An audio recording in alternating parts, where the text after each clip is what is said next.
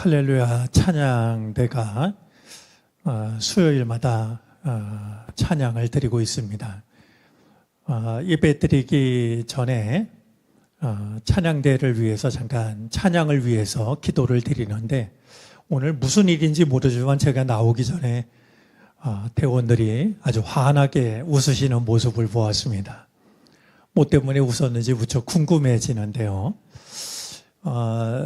옛 어른들이 그랬습니다. 그 집안이 잘 되려면 세 가지 소리가 담을 타고 넘어야 된다라고 했죠. 첫 번째가 일하는 소리고, 두 번째가 글 읽는 소리고, 세 번째가 아이들 웃음소리였습니다. 저는 은혜로운 교회가 되기 위해서도 비슷하다 이렇게 생각이 되는데, 우리 연로하신 권사님들께서 찬양의 자리에 서시는 것만 해도 은혜가 되는데, 찬양을 드리기 전에 환하게 웃으시는 모습이 은혜가 되었습니다. 분명히 우리가 세상을 향해서 흘려보내야 될 것 중에는 이런 환한 웃음도 있을 거라고 생각을 합니다. 주님께서 그 은혜 오래도록 누리게 복을 주시기를 바랍니다. 날씨가 갑자기 추워졌습니다. 사실 갑자기 추워진 게 아니라 오랫동안 정말 이상한 더위가 지속됐던 것이겠죠. 일본도 마찬가지였다고 그러는데요. 오늘 아침에 잠깐 소식을 들으니까 그렇게 무덥다가 갑자기 60cm 이상 되는 눈이 내려서 큰 혼란을 겪고 있다라는 그런 얘기를 듣습니다. 참 세상이 얼마나 불안정한지 돌아보지 않을 수가 없게 됩니다. 날씨뿐만이 아니라 우리들의 삶 자체가 그렇게 한치 앞을 내다볼 수 없는 삶을 살아가는데, 오늘도 우리를 예배의 자리로 불러주신 이 은혜가 참 크다, 그런 마음으로 우리가 주님을 바라보았으면 좋겠습니다.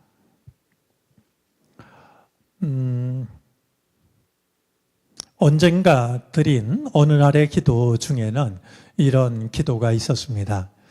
주님 베푸시는 사랑을 믿습니다. 이를 내게서 마지막 말 되게 하소서라는 기도입니다. 주님이 베푸시는 사랑을 나는 믿습니다. 이것이 내 마지막 말이 되게 해 주십시오라는 그런 기도였는데요. 우리들의 그 믿음이, 우리들의 삶이 그럴 수 있다면 참 좋겠다라는 생각이 다시 한번 듭니다. 우리의 마지막 순간이 언제 어떤 모습으로 다가올지 모르지만, 내가 주님께 고백할 마지막 말이 주님이 베푸시는 사랑을 나는 믿습니다. 그 말이 될 수 있다면 얼마나 좋을까. 또 그럴 수 있는 믿음을 가지면 아무리 힘들고 괴로운 일이 찾아와도 우리는 얼마든지 이겨낼 수 있는 게 아닐까 하는 그런 생각이죠. 주님께서 올 겨울에도 우리에게 그런 믿음 허락해 주시기를 바랍니다. 자, 오늘 우리가 본문으로 읽은 요한계시록 11장 말씀은 참 쉽게 이해하기 어려운 성경 요한계시록 중에서도 더더욱 어렵게 여겨지는 말씀에 해당이 됩니다. 자, 그럴수록 우리가 좀 하나하나 찬찬히 살펴보겠습니다. 먼저 7절 말씀인데요. 자, 그러나 그들이 증언을 마칠 때에, 우리 앞서 읽은 말씀에 의하면 두 증인이 이제 하나님의 뜻을 전하는 그런 내용이 나와 있는데요. 이 두 증인이 이제 증언을 마칠 때에 아비소스에서 올라오는 짐승이 그들과 싸워서 이기고 그들을 죽일 것이다 그랬습니다. 자, 이 두 증인이 하나님의 뜻에 반하는 그들을 적들과 적들을 좌절에 빠뜨렸는데요. 우리 5절 말씀을 한번 잠깐 보면은요. 두 증인을 해하려고 하는 사람이 있으면 그들의 입에서 불이 나와서 그 원수들을 삼켜버릴 것입니다. 그들을 해하려고 하는 사람은 누구나 이와 같이 죽임을 당하고 말 것입니다.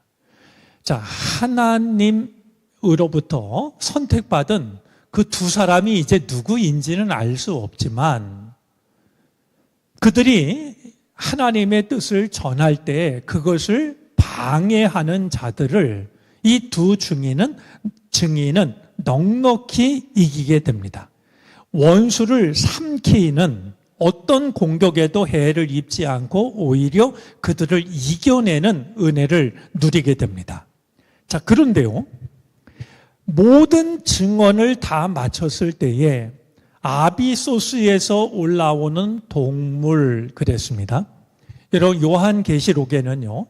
동물이라고 하는 이 단어가 여러 차례 등장을 하는데 오늘 우리가 읽고 있는 본문에서 만나는 동물이라는 말은 짐승, 이 말은 요한계시록에서 만나게 되는 첫 번째 짐승이라는 뜻이 단어가 됩니다. 이제 이 짐승이 어디에서 올라오냐 하면 아비소스에서 올라옵니다. 궁금해지죠? 아비소스가 과연 뭘까? 예전 성경에서는 이 아비소스를 무저갱이라고 번역을 했습니다. 무저갱이라는 말은 정말 그 끝이 없는, 밑바닥이 없는 그런 까마득히 깊은 곳을 나타내는 말이 아니겠습니까? 무저갱이라는 말이니까 말이죠. 이 아비소스, 무저갱에서 이 짐승이 올라오게 되는데요. 여러분들 짐작하셨을지 짐작하실 거라고 여겨집니다만 이 무저갱, 아비소스에서 올라오는 짐승은 적 그리스도를 상징하고 있습니다. 이 적 그리스도는요, 그의 어둠의 깊이가 어디인지 알 수 없는 말이죠. 어디서 왔는지 다른 사람은 헤아릴 수 없는 그런 깊은 구덩이 속에서, 어둠 속에서 나타나게 됩니다. 우리 같은 내용이 담겨져 있는 요한계시록 13장 1절 말씀을 한번 보도록 하겠습니다. 자, 우리 한번 읽어 주시겠습니까?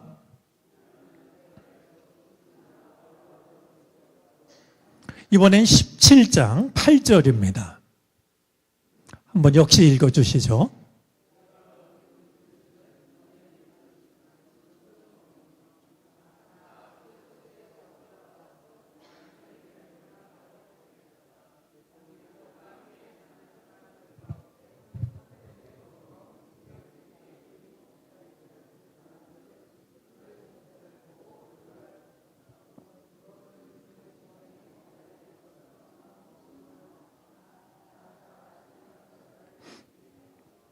예, 이 본문에 대해서는 우리가 앞으로 읽어나가면서 다시 생각을 하겠습니다만 지금 이 아비소스에서 올라온 짐승, 그것은 적 그리스도를 나타낸다라고 말씀을 드렸는데요. 요한계시록이 쓰여지던 당시에는 하나님을 대항하고 있는, 교회를 핍박하고 있는 로마를 상징합니다.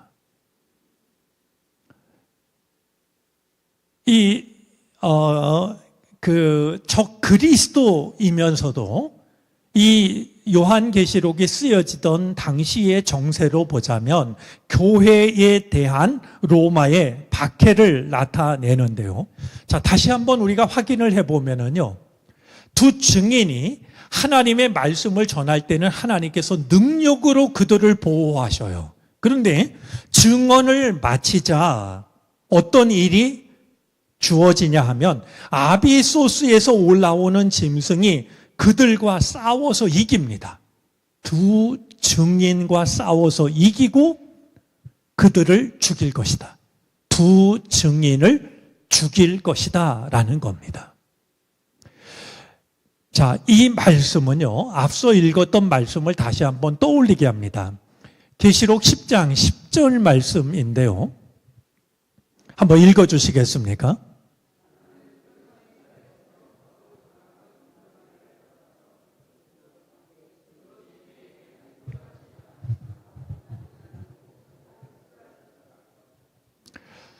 자, 두루마리를 받아 먹어라 라는 말씀을 듣고 두루마리를 받아 먹는데요, 요한이. 그것이 내 입에는 무엇같이 답니까? 꿀같이 달았는데 먹고 나니 뱃속은 쓰라렸습니다. 우리말을 아는 요한이 우리말을 알았다면 꿀같이 달았으나 이렇게 표현했으면 뒤에는 대꾸 삼아서 먹었더니 소태처럼 썼다고 아마 이렇게 표현을 했을 겁니다. 여러분, 하나님의 말씀은요, 우리가 이렇게 들을 때 은혜롭고 정말 이렇게 귀한 말씀이 있을까? 꿀처럼 단 말씀을 우리는 대합니다. 그러나 그게 전부가 아닙니다. 그 말씀을 받아 먹었더니 뱃속은 소태처럼 썼다라고 말합니다. 만약에 이 하나님의 말씀이요, 받아 먹었더니 입에도 꿀처럼 달고 배에도 꿀처럼 달고 결과도 꿀처럼 좋다라고 하면 그 말씀을 먹지 않을 사람 아무도 없을 겁니다. 세상 사람들더러요, 믿지 말라고 해도 세상 모든 사람들이 하나님의 말씀을 믿을 거예요. 듣기도 얼마나 좋은지, 그리고 그게 내 속에도 얼마나 단지, 힘들고 어려울 때 위로도 되고 말이죠. 절망스러울 때 나에게 희망을 주고, 그리고 그 말씀을 먹었더니 건강해지고 모든 일이 잘 된다고 하면 세상에 하나님의 말씀을 받지 않을 사람이 누가 있겠어요? 근데 문제는요, 이것이 우리가 들을 때, 이 말씀을 받아들일 때, 먹을 때는 꿀처럼 달지만 그 말씀대로 사는 것은 소태처럼 쓰단 말이에요. 그러니까 사람들이 말이죠, 그래, 하나님의 말씀이 은혜로운 거, 좋은 거 나도 알아. 그러나 그 말씀대로 사는 건 너무 어렵잖아? 너무 힘들잖아? 너무 부자유스럽잖아. 이런 이유로 그것을 먹었을 때 속이 쓰다는 이유로 받아들이질 않는 거예요. 여러분, 두 증인이 걸어간 길을 우리는 살펴봐야 되는데요. 말씀을 전할 때는 하나님께서 능력을 주셨어요. 그런데 말씀을 다 전하고 나자 그들에게 아비소스에서 올라오는 이 짐승이 두 증인과 싸워서 이기고 그들을 죽이는 결과를 맞이하게 됩니다. 두 증인이 이것을 몰랐을까요? 저는 그렇게 생각하지 않습니다. 누가 하나님의 사람이냐 하면 내가 하나님의 말씀대로 산 결과로 내게 고난이 찾아온다 할지라도 말씀대로 사는 사람이 하나님의 사람입니다. 두 증인이 어리석어서 말씀을 전하면 좋은 일이 올 줄 알았는데 아비소스에서 올라온 짐승한테 죽임을 당한 그것이 아니라 내가 하나님께서 나를 선택하신 것은 하나님의 말씀을 전하라고 하신 것. 그 뒤에 나에게 어떤 결과가 나를 찾아온다 할지라도 꿀처럼 달게 먹은 말씀이 내 속을 쓰리게 한다 할지라도 하나님의 말씀을 있는 그대로 전한 사람이 바로 하나님의 사람이 되는 겁니다.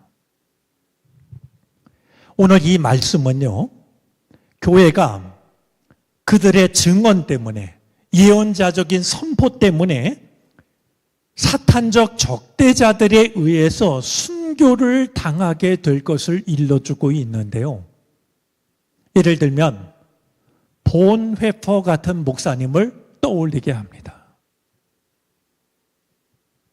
당시에 많은 그리스도인들이 히틀러에 동조하고 있었습니다. 그들의 큰 잘못은요, 그들은 나중에 변명해요. 히틀러가 그런 사람인 줄 몰랐다. 그러나 역사적으로 증명이 되는 것은요, 몰랐던 게 아니라 모른 척 했던 겁니다. 그러나 보네포 같은 목사님은요, 그것이 잘못됐다라고 하는 것을 증언하다가 결국 아비소스에서 올라온 이 적대자에 의해 가지고요, 짐승에 의해 가지고 목숨을 잃는,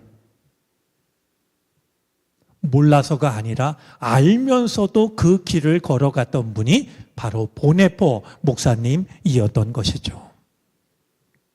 자, 그런데요, 이게 사실 교회가 늘 직면하고 있는 운명입니다. 하나님의 뜻을 있는 그대로 전하면 사람들이 박수를 치는 것이 아니라 아비소스에서 올라온 짐승에 의해서 죽임을 당하는, 이런 고난을 당하는 것이 교회의 사명이자 교회의 운명이에요. 왜냐하면 세상과 하나님의 뜻은 대립이 되기 때문에 말이죠.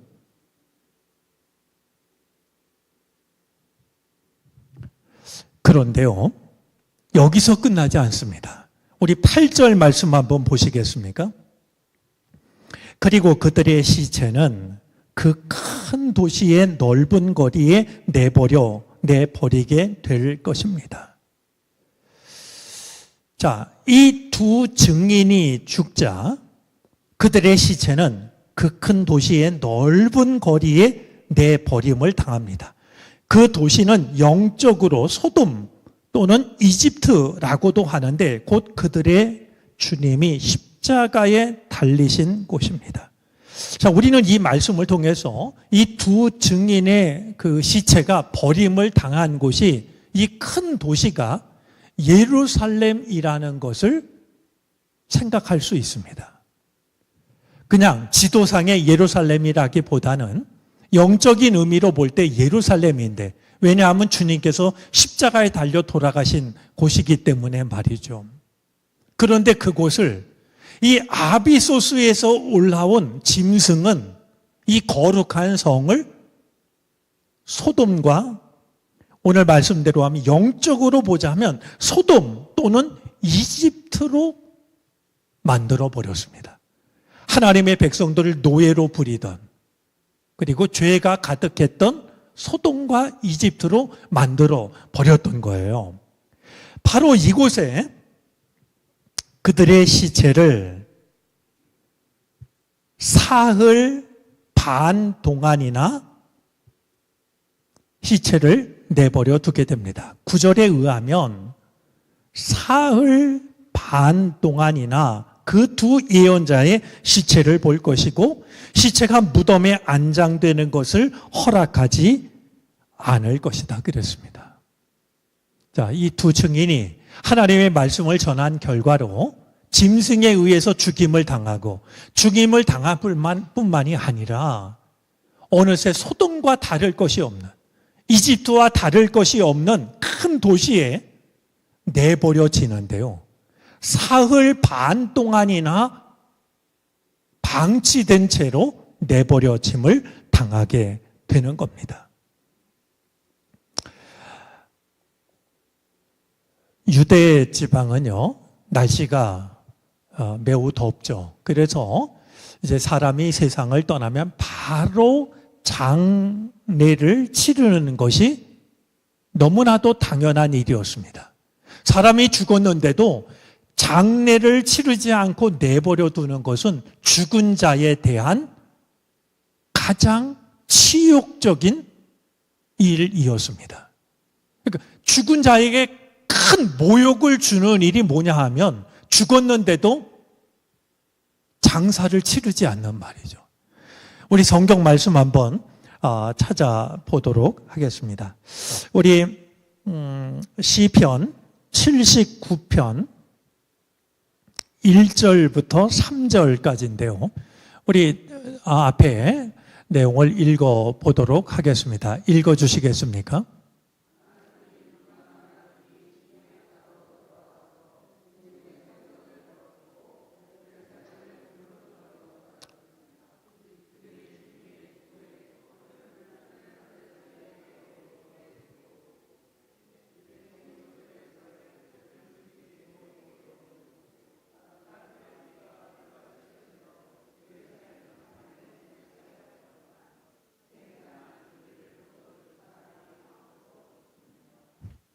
원수들에 의해서 믿는 자들이 핍박을 당하게 될 때 어떤 일이 일어나는지를 노래하고 있는데요. 마지막 절 말씀을 보면 그들의 시체를 묻어주지 않으니까요. 들짐승의 밥이 되고 새들의 밥이 되고 희생당한 이들을 묻어줄 사람이 아무도 없었습니다. 우리나라도 마찬가지이겠습니다만 특별히 이 더운 나라에서는요. 사람이 죽었는데도 묻어주지 않는 것은 망자에 대한 가장 큰 치욕을 주는 일이었어요. 그러니까 증인들이 하나님의 말씀을 전한 결과로 죽임을 당할 뿐만 아니라 죽임을 당한 이후에도 큰 치욕을 겪고 있는 것을 확인할 수가 있게 됩니다. 그런데요, 그들은 10절 말씀입니다. 땅 위에 사는 사람들이 그 시체를 두고 기뻐하고 즐거워합니다. 뿐만이 아니라 서로 선물을 보낼 것입니다. 두 예언자가, 두 증인이 죽어서 그냥 방치되고 있는데요. 이걸 보고 사람들은 서로 좋아합니다. 어느 정도 좋아하냐면 서로 선물을 주고받을 만큼. 왜 그러냐? 이유가 있는데요.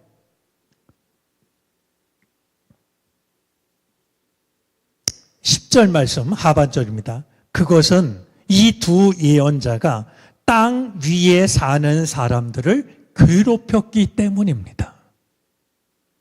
그냥 자기네가 살고 싶은 대로 살면 좋은데 이 두 증인이 하나님의 사람이 하나님의 말씀을 전해주니까요. 그게 너무나 듣기가 싫었던 거예요. 바른 소리를 하니까. 자신들의 잘못이 드러나니까 말이죠. 그 결국 아비소서에서 올라온 짐승이 이 두 증인을 죽이자. 그리고 그 시체를 방치하자. 그걸 본 사람들은 너도 나도 좋아하고 어느 정도로 좋아하냐면 선물을 주고받을 만큼 말이죠. 이제 우리를 방해할 자는 아무도 없다. 우리에게 쓴소리를 할 사람이 사라졌다. 그러면서 그들은 마음껏 즐거워하는 겁니다. 그런데요, 이것이 모든 일의 끝이 아닙니다. 11절 말씀입니다. 자, 그러나 사흘 반이 지난 후에, 여기서 사흘 반이라고 하는 이 말은요, 굉장히 중요한 의미가 있는데요. 뭐냐 하면, 이런 고통의 시간이, 치욕의 시간이 결코 영원한 것이 아니라고 하는 것을 말합니다.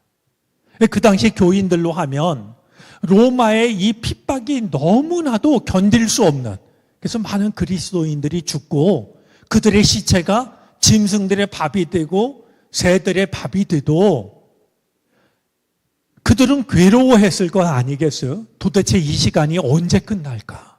끝이 있을까? 그런데 아주 짧은 말이지만 사흘 반이 지난 뒤에 매우 짧은 시간이 지나간 뒤에 상황이 바뀌게 된다는 것을 말하고 있는 거예요. 여러분, 괴로운 일들이 여러분들의 마음을 힘들게 하면 이것 또한 지나간다. 응? 이것 또한 지나간다. 사흘 반이면 지나간다. 정말 밤에 잠을 못 자고 눈물이 나고 나도 모르게 한숨이 터지고 그런 시간이 우리 인생에는 찾아오지만 그것이 영원할 것 같아 보여도 아니라는 거예요. 사흘 반이 지나면 상황이 달라지는데 오늘 말씀에 의하면 다시 11절입니다. 하나님에게서 생명의 기운이 나와서 그들 속으로 들어가니 그들은 누굽니까? 죽임을 당한 두 증인이에요. 새들과 짐승의 밥이 되고 사람들에게 조롱거리로 전락한 이 두 증인 속으로 들어가니 그들이 제 발로 일어섰습니다. 그것을 목격한 사람들은 큰 두려움에 사로잡혔습니다. 여러분, 이 말씀은 성경 독자에게 구약의 한 말씀을 떠올리게 합니다. 에스겔서인데요. 에스겔서 37장 10절 말씀을 읽어주시죠.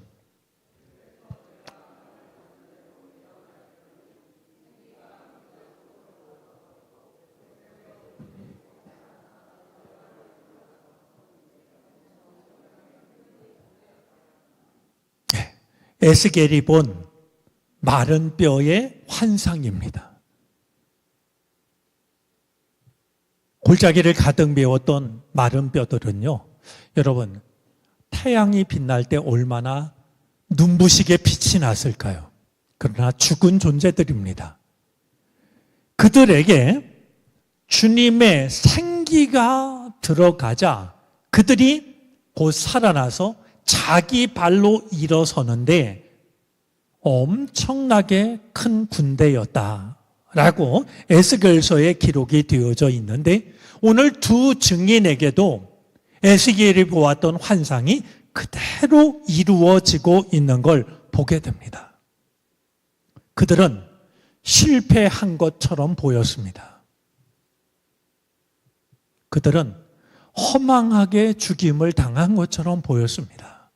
하지만 그것이 전부가 아니라 주님의 영이 두 증인에게로 들어가자 그들은 자기 발로 일어서게 되고 이 두 증인을 바라보면서 박수를 치고 좋아했던 사람들은 큰 두려움에 사로잡히게 되었다라는 겁니다.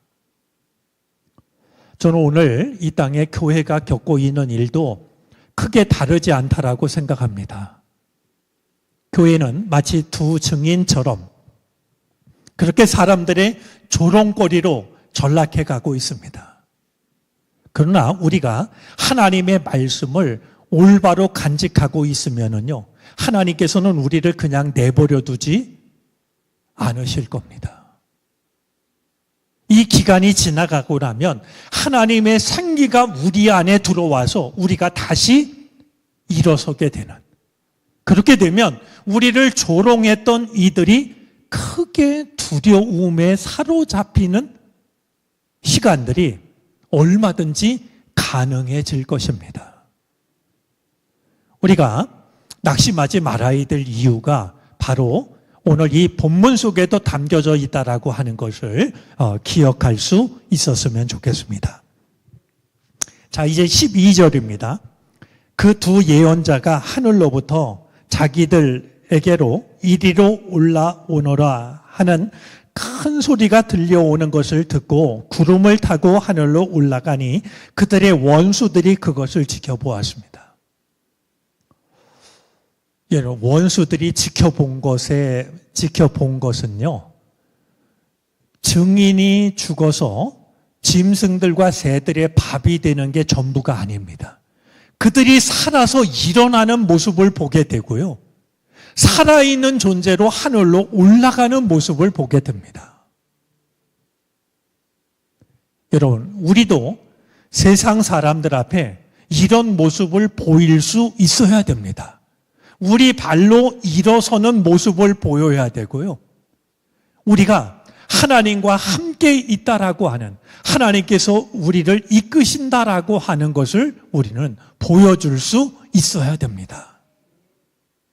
자, 이리로 올라오라라는 이 말씀은 계시록 4장 1절 말씀을 떠올리게 합니다. 자, 우리 다시 한번 읽어주시죠.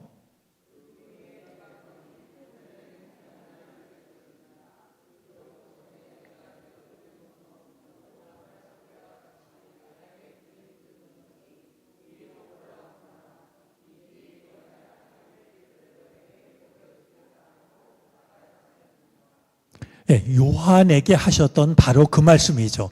이리로 올라오너라 라는 음성을 요한이 들었을 때는 하나님의 계시를 마주하기 위해서 부르셨습니다. 그러나 두 증인에게 이리로 올라오너라 라고 말씀하신 것은 의의 최후 승리를 위해서 부르시고 있는 겁니다. 그러니까 똑같이 올라오라라고 말씀하고 계시지만 4장 1절에 요한에게 했던 이 말씀은 하나님의 신비를 경험할 수 있도록 초대하신 것이고요. 오늘 이 본문 속에 이리로 올라오라고 하는 것은 온 세상 사람들이 보는 앞에서 의가 최후 승리한다라고 하는 것을 보이시기 위함입니다. 우리 사도신경 고백하지만요, 우리 예전 그 고백 중에는요, 우리가 믿는 것 중에 하나가 의의 최후 승리를 믿는다. 사도신경도 그러하고 우리들의 믿음의 고백 중에도요, 우리는 의의 최후 승리를 믿습니다. 그 일을 위해서 패배자처럼 보였던, 모든 것이 끝난 것처럼 보였던 두 증인을 살려내시고, 하나님은 그들을 조롱하던 사람들 앞에서 두 증인을 하늘로 불러 올리시는 말이죠. 이런 놀라운 장면을 보여주고 있는 겁니다. 자, 이번엔 13절입니다. 원수들이 두 증인이 하늘로 올라가는 모습을 보는데요, 그때에, 그것도 그냥 그때가 아니라 바로 그때에 이렇게 이제 말씀을 합니다. 여러분, 바로 그때에라는 이 말은 두 가지 의미가 있는데요. 하나는 적절성입니다. 정말 꼭 필요한 그때에라는 것이고요. 또 하나는 긴박성입니다. 더는 늦출 수가 없어서. 바로 그때에. 두 증인이 하늘로 올라가고 있을 바로 그때에. 그래서 세상이 두려움으로 그들을 바라볼 때 어떤 일이 일어나냐 하면 큰 지진이 일어나는데요, 그 도시의 10분의 1이 무너지게 되고 지진으로 사람이 몇 명이 죽습니까? 7,000명. 이건 우연한 기록이 아니고요. 그 당시에 예루살렘에 사는 사람들의 숫자가 대략 몇 명쯤이었냐 하면 7만 명쯤이 되었습니다. 그 당시 주민의 숫자가 7만 명인데 지진으로 인해서 몇 명이 죽었어요? 7,000명. 그러면 10분의 1에 해당이 되는 것이죠.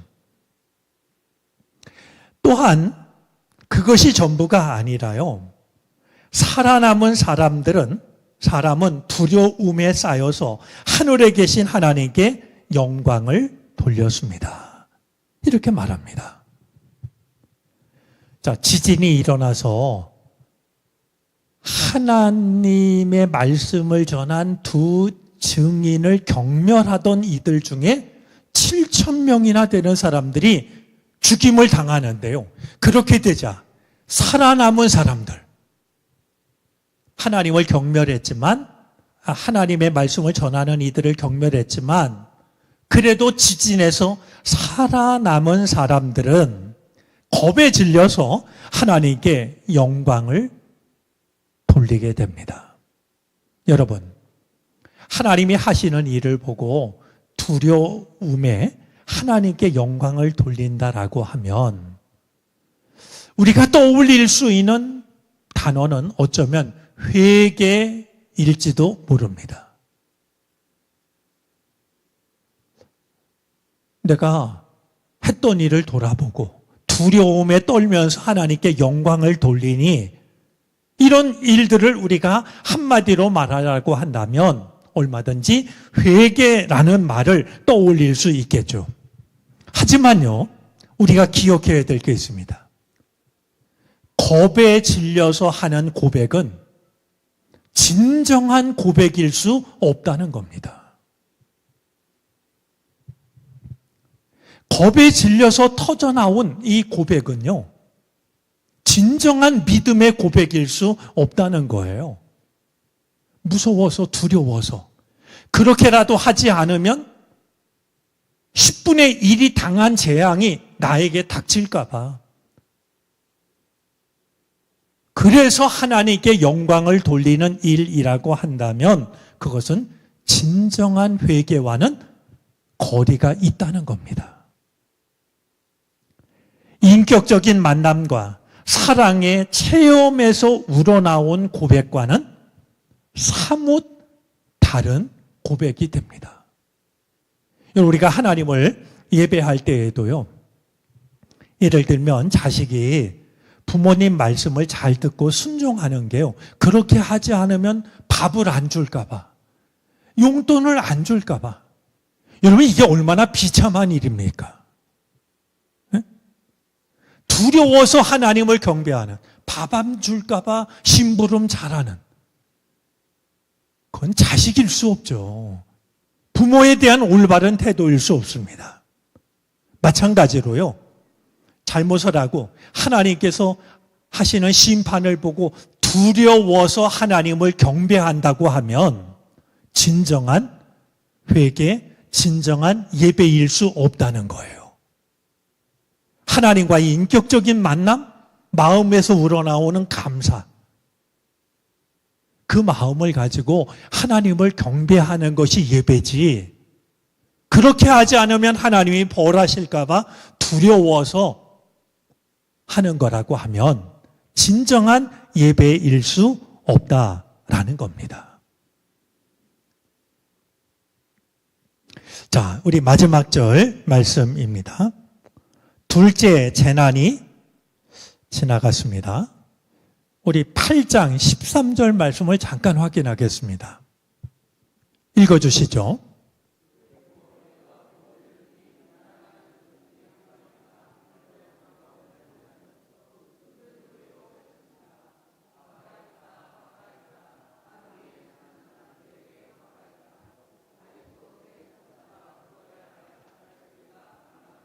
자, 화가 있다, 화가 있다, 화가 있다. 3번 반복이 되고요. 아직도 새 천사가 불어야 할 나팔 소리가 남아있다, 이렇게 말했는데 지금 이 말씀으로 인해서 둘째 화가 지나가고 있는 겁니다. 그러면 나머지 셋째 나팔, 셋째 화가 어디에 등장을 할까?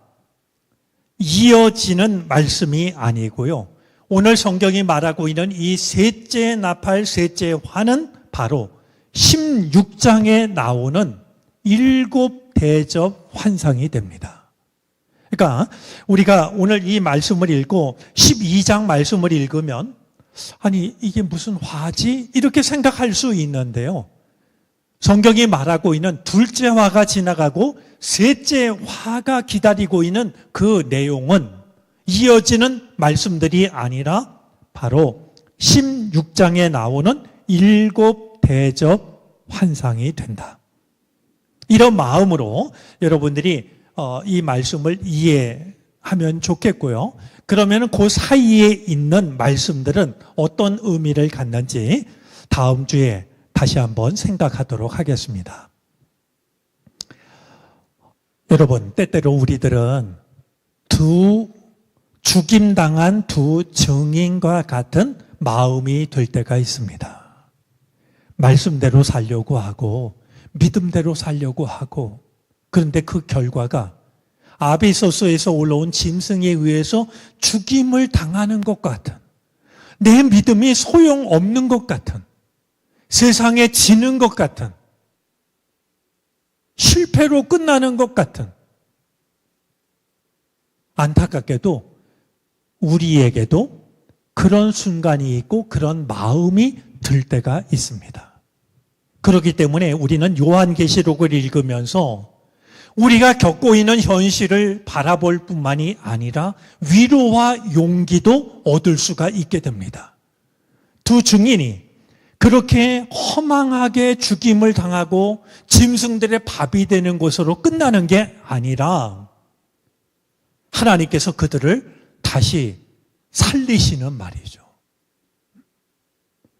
하나님께서 그들을 일으키시는, 그래서 그들을 조롱했던 이들이 큰 두려움에 사로잡히게 하는 바로 이런 하나님의 은혜가 오늘 우리를 향하고 있다라고 하는 것을 잊어버리지 않았으면 좋겠습니다. 지는 것처럼 보여도 이기는 사람들이 그리스도인이 되어야 됩니다. 우리는 의의 최후 승리를 믿습니다. 한때는 지는 것처럼 보여도, 한때는 실패하는 것처럼 보여도 하나님을 믿는 신앙이 세상을 이긴다라고 하는 것을 우리는 믿습니다. 이것이 우리들의 신앙 고백이 되어지기를 바랍니다.